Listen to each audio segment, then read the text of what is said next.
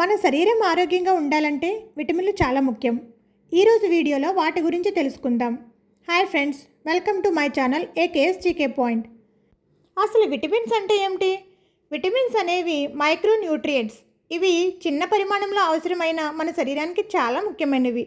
ఇవి మన శరీరంలో వివిధ రకాల రసాయనిక చర్యలకు సహాయపడతాయి. మన శరీరం ఎక్కువ విటమిన్స్ తయారు చేయలేకపోతుంది, అందుకే ఆహారం ద్వారా తీసుకోవాలి. విటమిన్స్ నేరుగా శక్తిని ఇవ్వవు కానీ శక్తి ఉత్పత్తికి సహాయపడుతుంది. అలాగే మన శరీర రోగనిరోధక శక్తికి బలపరుస్తుంది.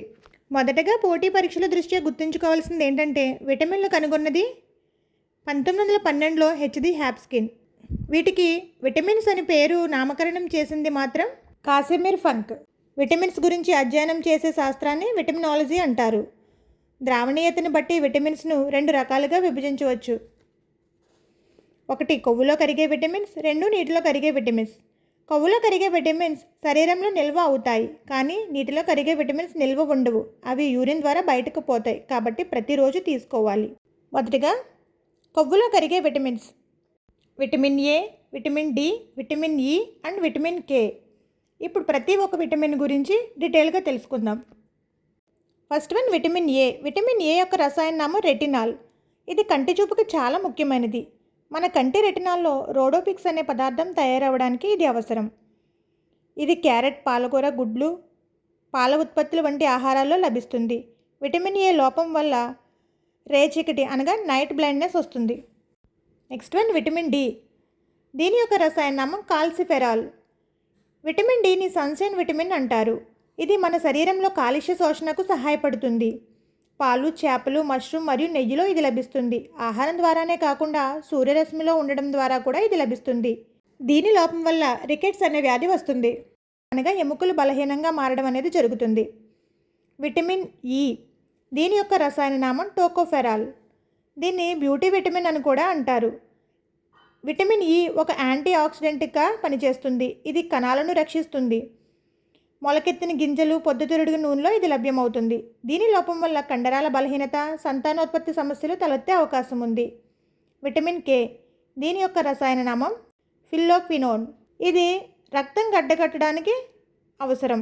నట్స్ మరియు ఆకుకూరలు వంటి ఆహారాల్లో ఇది లభిస్తుంది. దీని లోపం వల్ల దెబ్బ తగిలినప్పుడు రక్తం గడ్డకట్టకపోవడం అనేది జరుగుతుంది. నెక్స్ట్ నీటిలో కరిగే విటమిన్స్. ఇవి vitamin B and vitamin C. Vitamin B అనేది ఒకే విటమిన్ కాదు, ఇది బి కాంప్లెక్స్ అని పిలిచే విటమిన్ సమూహం. ఇందులో మొత్తం 8 రకాల విటమిన్స్ ఉంటాయి. ఇవన్నీ కలిసి మన శరీరంలో ఎనర్జీ ఉత్పత్తి, మెదడు పనితీరు, రక్త కణాల తయారీ ముఖ్య పాత్ర పోషిస్తాయి. ఇవి నీటిలో కరిగే విటమిన్స్ కాబట్టి ప్రతిరోజు ఆహారం ద్వారా తీసుకోవాలి. విటమిన్ బిలోని 8 రకాలు: బి1, బి2, బి3, బి5, బి6, బి7, బి9, బి12.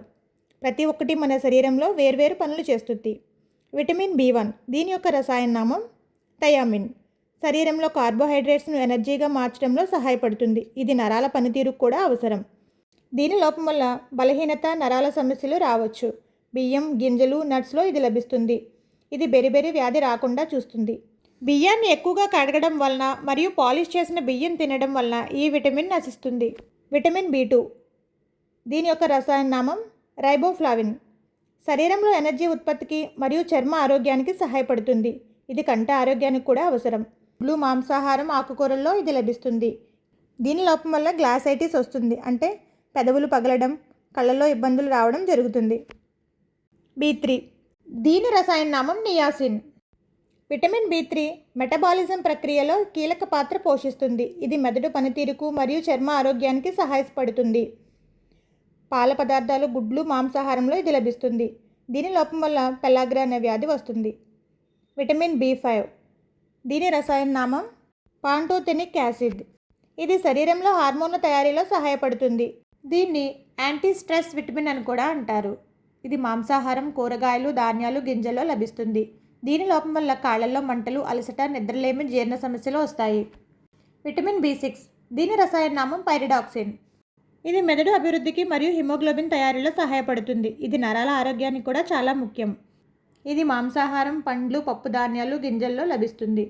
దీని లోపం వల్ల ఎనీమియా, నోటి సమస్యలు, చర్మ సమస్యలు, డిప్రెషన్, కన్ఫ్యూజన్ వంటి సమస్యలు రావచ్చు. విటమిన్ బి7. దీని రసాయన నామం బయోటిన్. దీని పూర్వం విటమిన్ హెచ్ అని కూడా పిలిచేవారు. ఇది జుట్టు, చర్మం మరియు గోళ్ల ఆరోగ్యానికి ఉపయోగపడుతుంది. ఇది సాధారణ ఆహారం ద్వారా సరిపడా లభిస్తుంది. దీనివల్ల జుట్టు రాలటం, చర్మ సమస్యలు వస్తాయి. విటమిన్ B9, దీని రసాయన నామం ఫోలిక్ యాసిడ్. ఇది కొత్త కణాల ఉత్పత్తికి, ముఖ్యంగా రక్త కణాల తయారీకి ఉపయోగపడుతుంది. గర్భిణీ స్త్రీలకు ఇది చాలా అవసరం. ఆకుకూరలు, పప్పు ధాన్యాలు, పండ్లలో ఇది లభిస్తుంది. దీని లోపం వల్ల మెగాలోబ్లాస్టిక్ ఎనీమియా వస్తుంది. అంటే ఎర్ర రక్త కణాలు పెద్దవిగా మారి సరిగ్గా పనిచేయకపోవడం.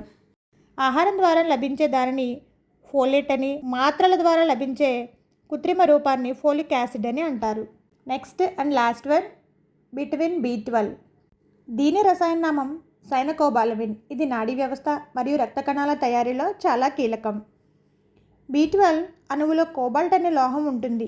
అది సాధారణంగా మొక్కల సంబంధిత ఆహారంలో లభించదు, జంతు సంబంధిత ఆహారంలో లభిస్తుంది. ఇది మాంసాహారం, పాల పదార్థాల్లో లభిస్తుంది. దీని లోపం వల్ల అనీమియా మరియు నరాల సమస్యలు వస్తాయి. ముఖ్యంగా విటమిన్ B లోపాల వల్ల అలసట, బలహీనత, అనీమియా, నరాల సమస్యలు వస్తాయి. విటమిన్ B గుడ్లు, పాలు, మాంసం, చేపలు, గింజలు మరియు సంపూర్ణ ధాన్యాలలో లభిస్తుంది. Next vitamin C. దీని రసాయనిక నామం ఆస్కార్బిక్ ఆమ్లం. ఇది రోగనిరోధక శక్తి పెంచడం, చర్మానికి మేలు చేయడం చేస్తుంది. ఇది ఒక శక్తివంతమైన యాంటీ ఆక్సిడెంట్. ఇది మన శరీరాన్ని ఫ్రీ రాడికల్స్ నుండి రక్షిస్తుంది. ఇది కొల్లాజిన్ తయారీలో సహాయపడుతుంది. అందువల్ల చర్మ ఆరోగ్యానికి చాలా ఉపయోగపడుతుంది. విటమిన్ C పుల్లని పండ్లు, తాజా కూరగాయల్లో లభిస్తుంది. దీని లోపం వల్ల చిగుళ్ళ నుండి రక్తం కారే స్కర్వీ అనే వ్యాధి వస్తుంది. ఇది మన శరీరానికి అత్యవసరమైన నీటిలో కరిగే విటమిన్. దీన్ని మన శరీరం స్వయంగా తయారు చేసుకోలేదు కాబట్టి ఆహారం ద్వారా తీసుకోవాలి. ఈ వీడియో నచ్చితే లైక్ చేయండి, షేర్ చేయండి, సబ్స్క్రైబ్ చేయండి.